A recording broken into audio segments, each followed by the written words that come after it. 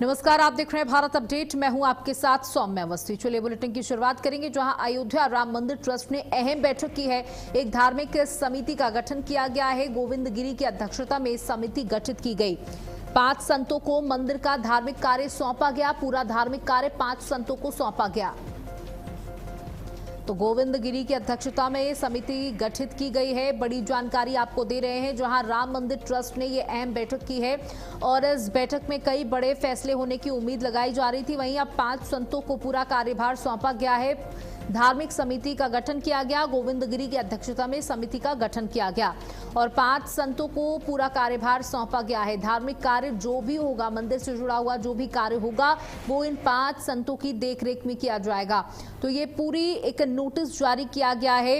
ये पूरी जानकारी इस लेटर के माध्यम से दी गई है कि अब आगे की व्यवस्था कैसे चलाई जाएगी, किसके पास क्या काम होगा, किसको क्या जिम्मेदारी लेनी होगी, किसकी क्या जिम्मेदारी तय होगी, ये सब कुछ इसमें जानकारी दी गई है। इस पत्र में हर एक बात की जानकारी दी गई है। हालांकि माना जा रहा था कि जो सीईओ के पद की बात लगातार सामने आ रही थी, उसका भी आज फैसला हो जाएगा, वो नाम भी सामने आ जाएगा। हालांकि ऐसा कोई नाम जरूर सामने नहीं आया, लेकिन यहाँ पर बड़ी बात यह है कि अब 5 संतों को पूरी जिम्मेदारी सौंप दी गई है। जो भी धार्मिक कार्य होंगे, मंदिर से जुड़े हुए जो भी काम होंगे, वो उन संतों की देखरेख में होंगे। रमन मिश्रा हमारे सहयोगी हमारे साथ जुड़ चुके हैं। रमन, देखिए, उम्मीद लगाई जा रही थी कि जो सीईओ का पद है उसका जो नाम है वो सामने आ जाएगा, लेकिन यहाँ पर 5 संतों को पूरी जिम्मेदारी सौंपी गई है।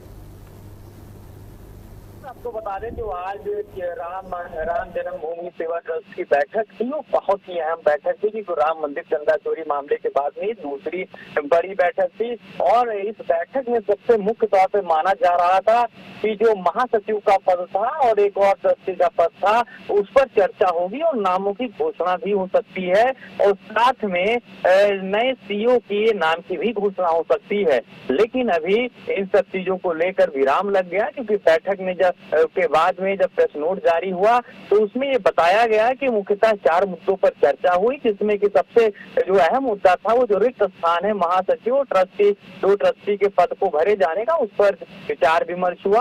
तो साथ में जो पैसों की यानी दान की जो गणना होती है, उस गणना में कैसे निष्पक्षता लाई जाए उसको लेकर चर्चा हुई।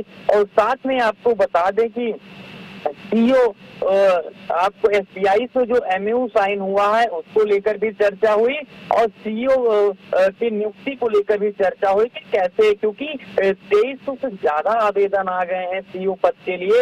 ऐसे में एक बड़ा चैलेंज भी है ट्रस्ट के लिए सिलेक्शन करने को, उस पर भी चर्चा हुई। हालांकि ये भी बताया गया कि ट्रस्ट में चाहता था कि एसआईटी की जो रिपोर्ट हो उस पर विचार विमर्श हो और ये पता किया जाए कि आखिर कमी कहाँ है। लेकिन एसआईटी की रिपोर्ट जो कि पेश नहीं हुई, सिर्फ सुप्रीम कोर्ट में पहुंची और नई एसआईटी बनाने की जो घोषणा हुई उसको लेकर एसआईटी की रिपोर्ट पर बातचीत बहुत ज्यादा नहीं हो पाई। और साथ में एक धर्म समिति बनाई गई। जब तक सीईओ की नियुक्ति नहीं हो जाती के लिए एक धर्म समिति बनाई गई है। वो धर्म समिति जो कोषाध्यक्ष हैं उनकी अध्यक्षता में, गोविंद देव गिरी की अध्यक्षता में रहेगी, जिसमें 3 ट्रस्टी भी हैं, साथ में राजकुमार दास जी महाराज भी उसके सदस्य रहेंगे। ये लोग पूरी व्यवस्था को देखेंगे। हालांकि ये बहुत समय तक अभी जब तक सीईओ नियुक्त नहीं हो जाते हैं तब तक ये समिति जो है ये बहुत अहम इसका काम होने वाला है। लेकिन साथ में आपको बता दें कि सीईओ की जल्दी नियुक्ति को लेकर भी बैठक में बड़ी चर्चा हुई है ताकि जो जल्द से जल्द राम मंदिर चंदा चोरी मामले से जो एक ठेस पहुंची श्रद्धालुओं को वो खत्म हो और जो ट्रस्ट है वो ट्रस्ट का ट्रस्ट फिर से पैदा हो। इसलिए चर्चा हुई कि जल्द से जल्द सीईओ की नियुक्ति होगी और पूरा जो व्यवस्था है वो एक नए तरीके से काम करेगा। बिल्कुल, देखिए, अब एसआईटी तो अपनी जांच पूरी कर चुकी है और रिपोर्ट अब सीधे सुप्रीम कोर्ट को तलब की जाएगी। अब आगे देखना होगा जो ये 5 संतों को जिम्मेदारी सौंपी गई है, ये अपनी जिम्मेदारियों को किस तरीके से निभाते हैं। बहुत बहुत शुक्रिया रमन हमारे साथ जुड़ने के लिए। वहीं सीएम योगी का विपक्ष पर बड़ा हमला। सपा कांग्रेस के गुंडों ने संसद का घेराव किया। छात्रों को बदनाम करने की कोशिश की गई। दिल्ली प्रदर्शन पर मुख्यमंत्री योगी का तीखा बयान। विपक्ष पर राजनीति करने का उन्होंने आरोप लगाया। सीएम योगी के बयान से सियासी घमासान तेज हो चुका है।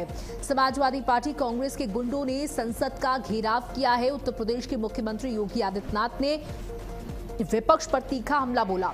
उन्होंने कहा समाजवादी पार्टी और कांग्रेस के कार्यकर्ताओं ने दिल्ली में संसद का घेराव किया और छात्रों को बदनाम करने की कोशिश की गई।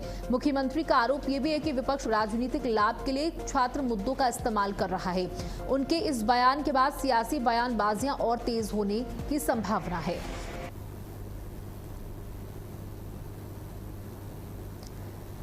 तो मुख्यमंत्री योगी आदित्यनाथ ने विपक्ष पर जमकर निशाना साधा। समाजवादी पार्टी कांग्रेस के गुंडों ने संसद का घेराव किया। छात्रों की आड़ में अपनी राजनीति चमकाई जा रही है।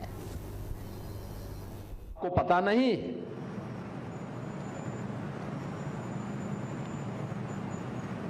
जब यहां पे Uttar Pradesh public service commission के चेयरमैन के रूप में ऐसे व्यक्ति को इसने अध्यक्ष बना दिया था जो उसके योग्य ही नहीं था,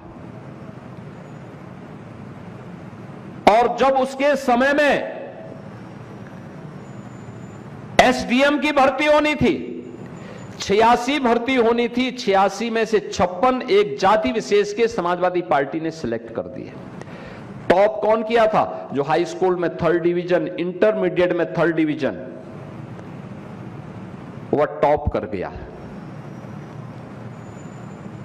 ये उनके समय की स्थिति है। आज वे इसके बारे में भी नेगेटिव नैरेटिव सेट करने का प्रयास कर रहे हैं। वे हर प्रकार से प्रयास करेंगे। याद करना, वे समाज को जाति के आधार पर बांटेंगे, क्योंकि उन्हें मालूम है कि जब तक ये समाज एकजुट होकर के भारतीय जनता पार्टी के साथ खड़ा है, तब तक भारत को आगे बढ़ने से कोई रोक नहीं सकता है। जब तक मोदी जी के आह्वान पर भारत की 140 करोड़ जनता एक साथ खड़ी है, तब तक भारत को आगे बढ़ने से कोई रोक नहीं सकता है। और यही इनकी चिंता का विषय है। इसलिए वह पहले समाज को बांटने का पाप कर रहे हैं, जाति के आधार पर फेक अकाउंट गठित करके एक जाति से दूसरी जाति को गाली दे रहे हैं, दूसरी जाति को दूसरी जाति को गाली दे रहे हैं, और फिर जातियों को आपस में लड़ाने का पाप कर रहे हैं। उसके नाम पे धरना प्रदर्शन करवाते हैं। थोड़ा सा मौका मिलता है, याद रखना, इनकी संवेदना किसी गरीब के प्रति नहीं, किसी किसान के प्रति नहीं, किसी गरीब परिवार के प्रति नहीं है। इनकी संवेदना माफियाओं के प्रति होती थी। आज उत्तर प्रदेश माफिया मुक्त है, गुंडा मुक्त है, अपराधियों से मुक्त है, उपद्रव से मुक्त है, कर्फ्यू से मुक्त है। ये समाजवादी पार्टी को कैसे स्वीकार्य हो सकता है? आपको पता नहीं। वहीं बरेली में उत्तर प्रदेश के deputy CM Keshav Prasad Maurya action mood में नजर आए। सर्किट हाउस में भाजपा पदाधिकारियों से मुलाकात के बाद उन्होंने कलेक्ट्रेट पहुंचकर जिले की हाई लेवल समीक्षा बैठक की। बैठक में कानून व्यवस्था से लेकर विकास कार्यों और 37 सरकारी योजनाओं की प्रगति पर अधिकारियों से जवाब तलब किया गया।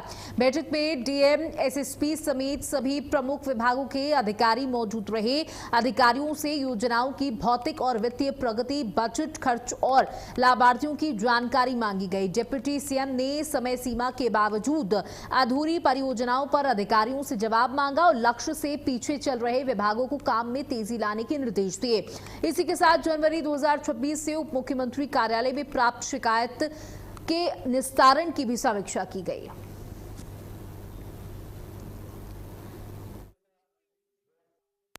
कि शांतिपूर्ण आंदोलन का भारतीय जनता पार्टी सदा स्वागत करती है।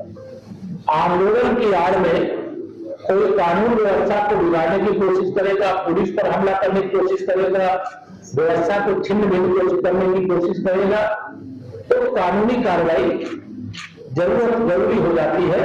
और मैं कल का सारा वीडियो मैं भी देखा हूं, आपने भी देखा होगा कि आंदोलन की आड़ में कांग्रेस पार्टी के, समाजवादी पार्टी के, आम आदमी पार्टी के तमाम गुंडे, अपराधी, माफिया उसके अंदर घुस गए और छात्रों के नाम पर किए जाने वाले आंदोलन की आड़ में छात्रों के कंधे पर बंदूक रख करके अपने राजनीतिक रोटी सेकने का काम इन तीनों दलों ने किया है, जिसका जवाब इस देश का युवा जहां भी चुनाव होंगे तीनों दलों को देने का। वहीं लखनऊ में बीजेपी और कांग्रेस के बीच टकराव की स्थिति बन गई है। बीजेपी ने कांग्रेस कार्यालय के घेराव का ऐलान किया, जबकि जवाब में कांग्रेस कार्यकर्ता भी दफ्तर से बाहर निकल आए। दोनों दलों के समर्थकों के जुटने के बीच कांग्रेस कार्यालय के बाहर भारी पुलिस बल तैनात है और बैरिकेडिंग कर सुरक्षा कड़ी कर दी गई है। फिलहाल बीजेपी का पैदल मार्च रुका हुआ है, जबकि कांग्रेस कार्यकर्ता भी पुलिस की निगरानी में है। पूरे घटनाक्रम पर प्रशासन की पैनी नजर बनी हुई है।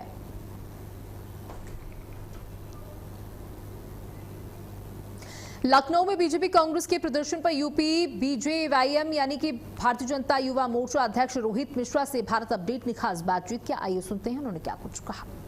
भारतीय जनता पार्टी पंकज चौधरी की अगुवाई में कांग्रेस का घेराव करने जा रही है और यहाँ पर देख रहे हैं आपके समर्थकों का हुजूम है। तमाम नेता हैं, तमाम कार्यकर्ता हैं और कुछ ही दूर में भारतीय जनता युवा मोर्चा जिंदाबाद। कहाँ तक जाना है आपको, कहाँ पहुँचेंगे? हमारी तो उड़ान ही लंबी है, जाना वहां तक है जहां तक ये देश अखंड रहेगा।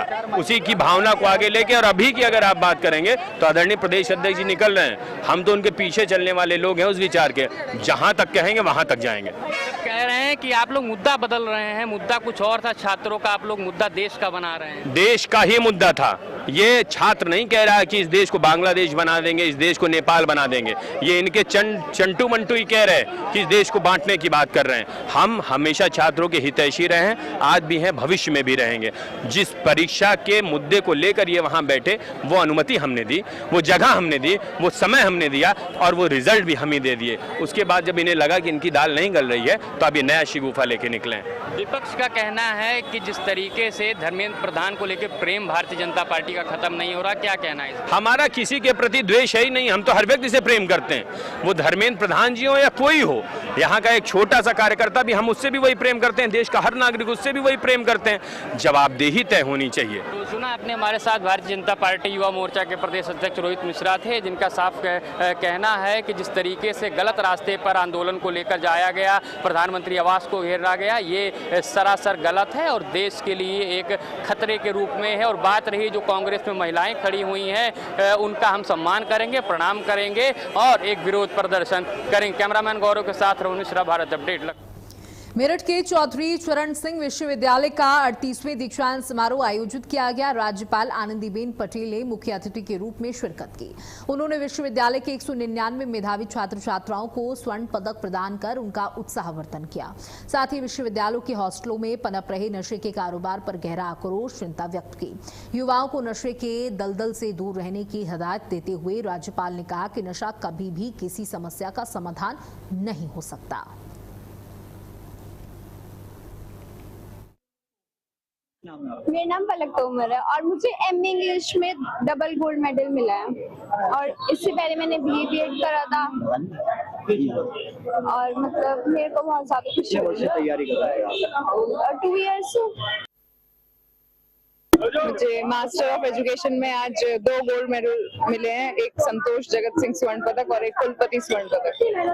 कितने साल से आप इसमें लग रहे हैं? सर पहले मैंने बीएड किया है, उसमें भी मुझे गोल्ड मेडल मिला था और अब 2 साल बाद मुझे एमएड में भी गोल्ड मेडल मिला है इसी यूनिवर्सिटी में। क्या नाम है आपका? मेरा नाम सुंदुस रजी और मैंने एमए साइकोलॉजी में टॉप करा है and I have secured 2 gold medals psychology की फील्ड में। पहला मेडल मुझे मिला है कुलपति स्वर्ण पदक और दूसरा स्वर्ण पदक। और शायद 15 यूनिवर्सिटी को मैंने देखा है और आज भी आगे यूनिवर्सिटी में देखी। क्या जरूरत है?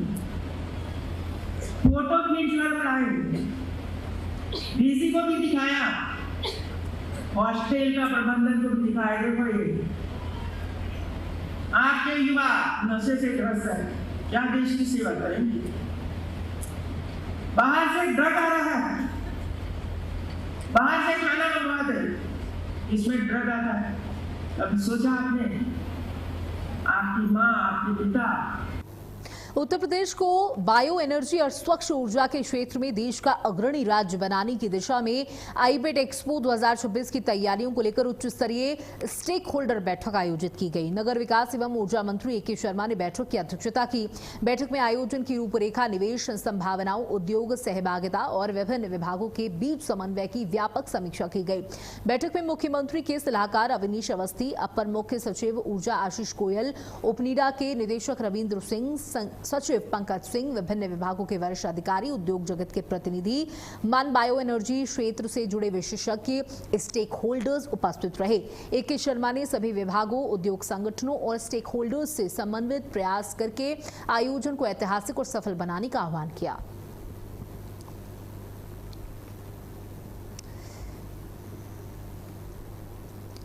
DGP Rajiv Krishna, ADG law and order Amitabh Yash और IG law and order LR Kumar द्वारा पुलिस कंट्रोल रूम में बैठकर पूरे प्रदेश की कानून व्यवस्था और सुरक्षा स्थिति पर लगातार नजर रखी जा रही है। जिलों से फीडबैक लिया जा रहा है और अधिकारियों को लगातार आवश्यक निर्देश दिए जा रहे हैं। वरिष्ठ अधिकारियों ने समस्त पुलिस बल को निरंतर सतर्क और मुस्तैदी बनाए रखने के निर्देश दिए। संवेदनशील क्षेत्रों पर विशेष निगरानी रखने के लिए कहा गया। कन्नौज में अखिल भारतीय उद्योग व्यापार मंडल ने स्वदेशी अपनाओ विदेशी भगाओ अभियान को लेकर बड़ी बैठक की। सौरख में आयोजित बैठक में राष्ट्रीय अध्यक्ष संदीप बंसल ने व्यापारियों से स्वदेशी उत्पादों को बढ़ावा देने का आह्वान किया। इस दौरान 3 सितंबर को लखनऊ में होने वाले स्वदेशी व्यापारी कुंभ की तैयारियों पर भी चर्चा हुई। संगठन ने व्यापारियों को देश की अर्थव्यवस्था का प्रहरी बताते हुए कहा कि व्यापारियों के बिना कोई राज्य या देश आगे नहीं बढ़ सकता। उन्नाव में पशुओं को खुरपका मुंहपका बीमारी से बचाने के लिए बड़े टीकाकरण अभियान की शुरुआत हो गई है। डीएम घनश्याम मीणा और सदर विधायक पंकज गुप्ता ने जागरूकता रैली और प्रचार रथ को हरी झंडी दिखाकर रवाना किया। 8 सितंबर तक चलने वाले इस अभियान में जिले के करीब 6 लाख गौवंश और महिवंश का निःशुल्क टीकाकरण किया जाएगा। पशुपालन विभाग की टीमें गांव-गांव और घर-घर पहुंचकर यह अभियान चलाएंगी। तो डीएम ने जागरूकता रैली को हरी झंडी दिखाई है। खुरपका मुंहपका रोग टीकाकरण का महाअभियान है जो पूरे प्रदेश में, बल्कि कहेंगे पूरे देश में एक राष्ट्रीय प्रोग्राम के तौर पर इसको संचालित किया जा रहा है, जो साल में 2 बार होता है। आज 22 जुलाई से इस महाअभियान की शुरुआत हुई है और ये महाअभियान चल के 4 सितंबर तक चलेगा। 45 दिन का महाअभियान में हर घर में पशुपालन की टीम पहुंचेगी, जो उनके पशुओं का महिषवंशी हो या गोवंशी हो निःशुल्क टीकाकरण किया जाएगा। झांसी में पशुओं को खुरपका और मुंहपका जैसी संक्रामक बीमारियों से बचाने के लिए विशेष टीकाकरण अभियान शुरू हो गया। जिलाधिकारी गौरांग राठी ने अभियान की वैन को हरी झंडी दिखाकर रवाना किया। 45 दिनों तक चलने वाले इस अभियान में जिले के करीब 3.5 लाख पशु का निःशुल्क टीकाकरण किया जाएगा। पशुपालन विभाग की टीम गांव-गांव पहुंचकर पशु को टीका लगाएगी। पीलीभीत में नवविवाहिता की कथित दहेज हत्या के मामले में पुलिस ने बड़ी कार्रवाई की है। करेली थाना पुलिस ने पति, सास और ससुर को गिरफ्तार कर जेल भेज दिया। आरोपी है कि शादी के 3 महीने के भीतर अतिरिक्त दहेज की मांग को लेकर नवविवाहिता की हत्या कर उसे फांसी पर लटका दिया गया। पुलिस ने तीनों आरोपियों को गिरफ्तार कर कोर्ट में पेश कर दिया, जहां से उन्हें न्यायिक हिरासत में भेज दिया गया।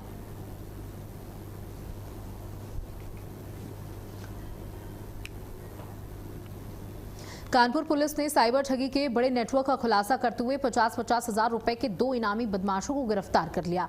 आरोप यह है कि दोनों गोल्ड लोन और सरकारी योजनाओं का लालच देकर लोगों के बैंक खाते खुलवाते थे और साइबर ठगी को अंजाम देते थे। पुलिस के मुताबिक इस गिरोह के खिलाफ 9 राज्यों में 1600 से ज्यादा शिकायतें दर्ज हैं और साल 2021 से अब तक करीब 250 करोड़ रुपए का लेन देन सामने आया है। मामले में मास्टरमाइंड की तलाश जारी है। तो 250 करोड़ के लेन देन का खुलासा यहां पर किया गया है। कानपुर से आपको खबर दे रहे, जहां 9 राज्यों में 1600 से ज्यादा शिकायतें भी सामने आई हैं। सरकारी योजनाओं का देते थे झांसा। आइडेंटिफाई कर रखा था राजवीर उर्फ ओंकार, इसके साथ एक लड़का इनका सहयोगी शिवम को भी पकड़ा गया है और राजवीर पे 50,000 रुपये का इनाम घोषित था। इनके द्वारा इनका एक और साथी है जो सुल्तान मिर्जा उर्फ अभय शुक्ला उर्फ जॉन सेना उर्फ वैलेंटाइन है, ये अभी फरार चल रहा है। और इनके द्वारा जो है 124 खाते खोले गए थे, जिन पर 1600 जो है NCRP पर कंप्लेंट है। और राजवीर के पास 3 घर हैं और इनके औरैया में इसका लैंड पता लगा है, यहाँ भी एक प्लॉट भी इसके बारे में पता लगा है। और गाड़ियाँ जो है राजवीर के पास गाड़ी और इसके पास जो लड़का है इसके पास 3 गाड़ियाँ रिकवर। कानपुर पुलिस ने 60 लाख रुपए की ज्वेलरी चोरी का बड़ा खुलासा किया है। काकादेव पुलिस और सर्विलांस सेल की संयुक्त कार्रवाई में 4 आरोपियों को गिरफ्तार किया गया। पुलिस ने आरोपियों के पास से लाखों रुपए के आभूषण, 2 लाख रुपए नगद, वारदात में इस्तेमाल की गई बुलेट मोटरसाइकिल बरामद की। 11 जुलाई को हुई इस चोरी का खुलासा तकनीकी साक्ष्यों और सर्विलांस की मदद से किया गया। तो 60 लाख की चोरी का पुलिस ने खुलासा कर दिया है। पुलिस इसे बड़ी सफलता के तौर पर देख रही है। पुलिस की गिरफ्त में 4 आरोपी आ चुके हैं। कानपुर से आपको खबर बता दें, जहां लाखों के गहने और नकदी इनके पास से पुलिस ने बरामद की है। सर्विलांस से आरोपियों तक पुलिस पहुंची है और पुलिस इसे एक बड़ी सफलता बता रही है, जहां इन चोरों ने लोगों की नाक में दम कर दिया था। बड़ी संख्या में इनके पास से नकदी बरामद की गई और सोने के आभूषण बरामद किए गए। आप देख सकते हैं कि किस तरीके से चोरी करके लोगों की मेहनत की कमाई से बनाए हुए ये जेवर ये चोर चोरी करके फरार हो जाते थे। तो 60 लाख की चोरी का पुलिस ने खुलासा किया। दिनांक 11/7/2026 को काकादेव थाना क्षेत्र में एक ज्योति वस्त्रालय एवं ज्वेलर्स की शॉप है, जिसमें वादी ने ये बताया था कि उनको विश्वास में लेकर के एक व्यक्ति कई दिन से उनके पास आ रहा था और आते आते कुछ सामान खरीदा, कुछ कपड़े खरीदे और उसके बाद जब वो वॉशरूम करने चले गए तो उनका बैग लेकर के गायब हो गया है। इस सूचना के आधार पर तत्काल हमारी पुलिस टीमें लगाई गई, क्योंकि घटना की जो सूचना थी उसमें ये था कि करीब 60 लाख रुपए के जेवर जो हैं वो उस बैग में थे और उसको लेकर के वो चोर फरार हो गया है। इसके पूर्व वो चोर इनके पास अपनी पत्नी के साथ बाइक पर बैठ करके आया था। इसमें जो संपूर्ण बरामदगी की है वो की जा चुकी है। इसमें इसके आगे पूछताछ करके जो पूर्व की घटनाएं हैं उसके बारे में भी जानकारी इकट्ठी की जा रही है। उसके बाद जो तथ्य प्रकाश में आते हैं।